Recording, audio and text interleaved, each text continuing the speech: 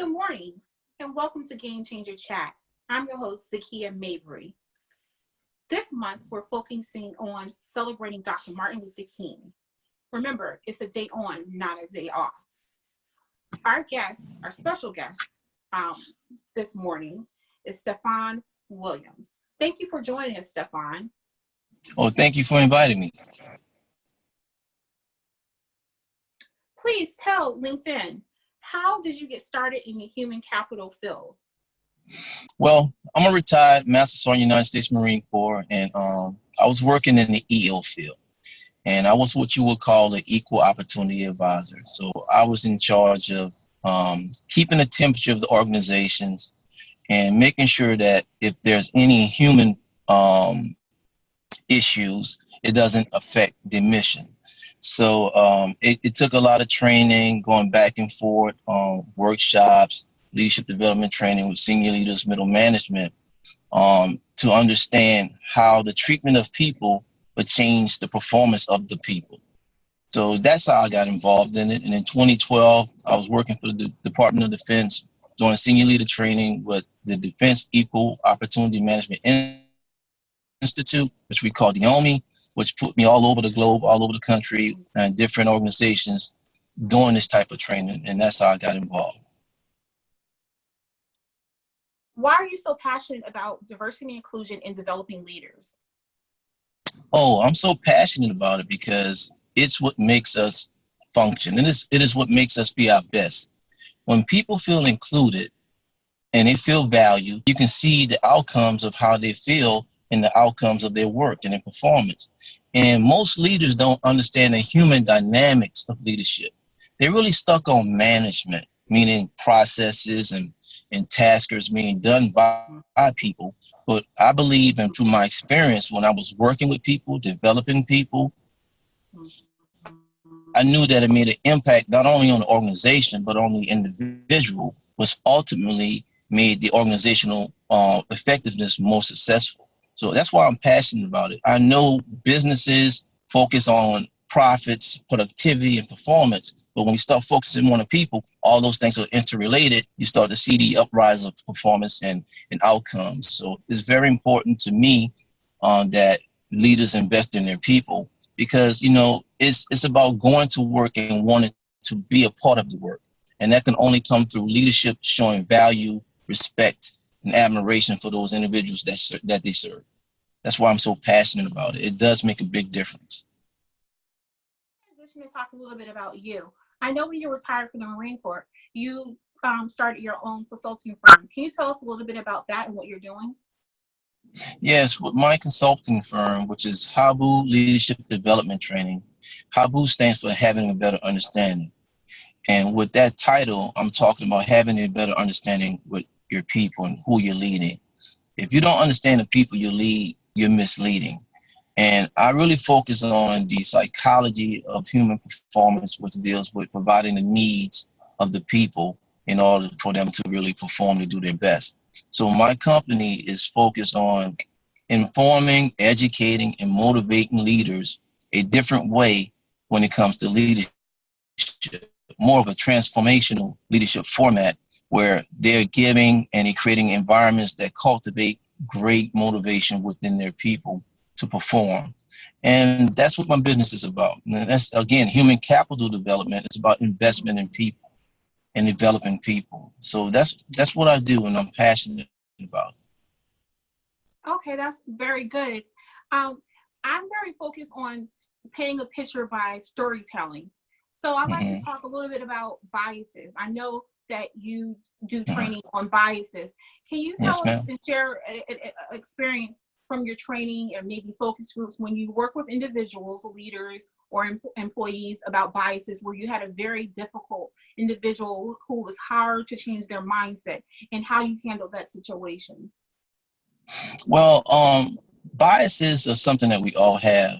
And one of the biggest things we're dealing with now more so than ever is the acknowledgement of unconscious bias. A lot of these people don't know why they do what they do, and they don't understand the impact it has on individuals and as well as groups. So unconscious bias is something that I focus on through activities and exercises that kind of highlight some of the things that are in most leaders or people's blind spots. Subtle little things of giving one person more attention than the other does have a lasting effect on the person not receiving the attention. And they're not aware of that. And most of the time they find themselves dealing with a lot of people issues because of unconscious biases. So that for me is very important because I understand most people are conditioned and don't even know how they got conditioned. You know, we're creatures of habit. And if we're around the same thing all the time, it becomes the norm for us. But when we put them in a diverse environment, it changes the dynamics drastically, where some can be more advantageous than others. So unconscious bias is something that I would say most people are very more so aware of nowadays in organizations, because people are speaking out and they're seeing the difference in the performance of their organizations as well. Here's the $1,000,000 question. How do leaders inspire impactful change in the 21st century? I believe that leaders can inspire impactful change in the 21st century by getting out of that old mindset of leadership from back in the industrial days, when you just check in and check out, and they're talking about, I'm here to be a boss, not a friend, not a brother, not a sister, not a mother, and start to embrace people as individuals and fulfill their needs by making them feel included. Many organizations have diversity. Oh, everybody has diversity. But diversity, basically, when you're not integrating it into the culture, is toleration. And those individuals who are not part of the majority culture understand that. So leading into the 21st century is going to take leaders to embrace everyone, not tolerate them, but to embrace them, to pull them and integrate them into the culture.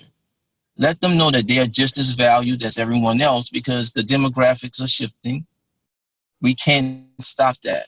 And what's hurting a lot of companies, small and big, is that they're trying to stay focused on the same old thing that they did back in the past. And they can't. The dynamics are changing. If the resources are changing, we must adapt to overcome. If we do not do that, we're going to find ourselves with a dwindling performance across the board, where people are not embracing differences and not allowing those differences to be developed so they can have a future of longevity and success in their organizations. That is what they need to do. Embrace the differences. And what's stopping that most of the time is those biases that have been conditioned over centuries. We have to change our mindset if we want to change the future. And the future is now, and the future is inclusion, integration, celebration, not sensitivity, but productivity when we're talking about diversity and inclusion. Stephon, I concur 100% with everything you just said. Thank you. You're welcome. Let's talk about your book. Last year, Stephonisms, yes. You had wonderful quotes in it. What made you decide to write the book? Well, Stephonisms was motivated by me always watching other people being quoted. You know, we always got these great quotes of people of the past, people who are gone, people who are ultra successful. I believe that everyone has value. You know, and my mentors will hear me speak to audiences. I might have training and they say, you know what you said really resonated with me. Also, the participants and people that are close to me say, hey, you know, why don't you post that? So it first started off as just post.